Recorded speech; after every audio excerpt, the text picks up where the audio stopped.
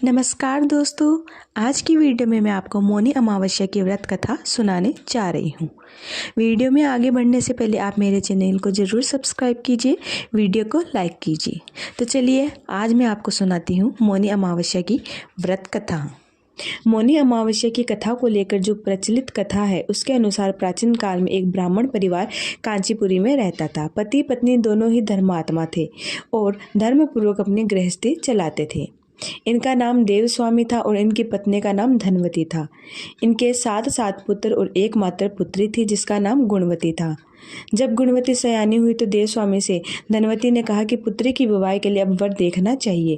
ब्राह्मण ने अपने छोटे पुत्र को बहन गुणवती की कुंडली दी और कहा कि ज्योतिषी से इनकी कुंडली दिखा लाओ जिससे गुणवती की विवाह की बात आगे चले।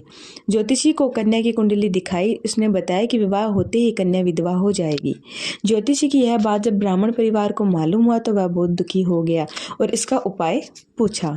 ज्योतिषी ने बताया कि हे ब्राह्मण सिंहल, द्वीप में एक पतिव्रता महिला रहती है जिसका नाम सोमा धोबिन है। यदि कन्या की शादी से पहले सोमा आपके घर आकर पूजन करे और आपका आशीर्वाद दे तो यह दोष दूर हो जाएगा।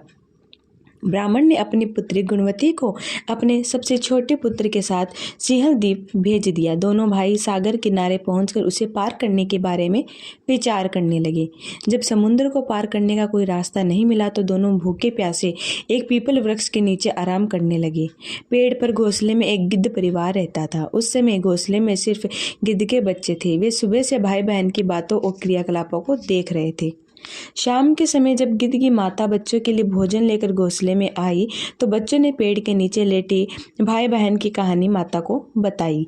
उनकी बातें सुनकर गिद्ध की माता को दोनों भाई बहनों पर दया आई और बच्चों के कहने से उसने कहा कि तुम लोग अब चिंता मत करो, मैं इन्हें सागर पार करवा दूंगी। बच्चों ने माता की बातों को सुनकर खुशी खुशी भोजन ग्रहण किया। गिद्ध की माता बच्चों को भोजन करवाकर दोनों भाई बहनों के पास आई और बोली कि मैंने आपकी समस्याओं को जान लिया है, आप चिंता मत कीजिए, आपकी समस्या का निदान मैं कर दूंगी और आपको सोमा धोबन के पास पहुंचा दूंगी। गिद्ध की बातों को सुनकर दोनों भाई बहनों का मन आनंदित हो गया और उन्होंने वन में मौजूद कंद मूल को खाकर रात काट ली। सुबह होते ही गिद्ध ने दोनों भाई बहनों को समुद्र पार करवा दिया और सिंहल द्वीप में सोमा धोबिन के घर के पास पहुंचा दिया।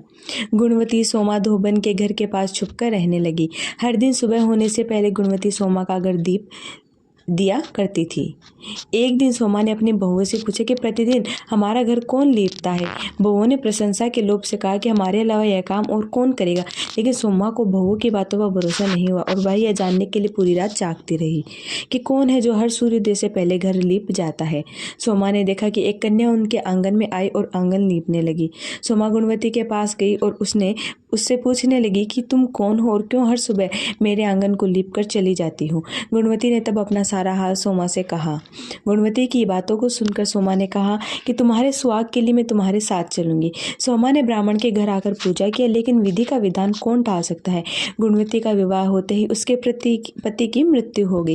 तब सोमा ने अपने सभी पुण्य गुणवती को दान कर दिया। सोमा के पुण्य से गुणवती का पति जीवित हो गया, लेकिन पुण्य की कमी से सोमा के पति और बेटे की मृत्यु हो गई।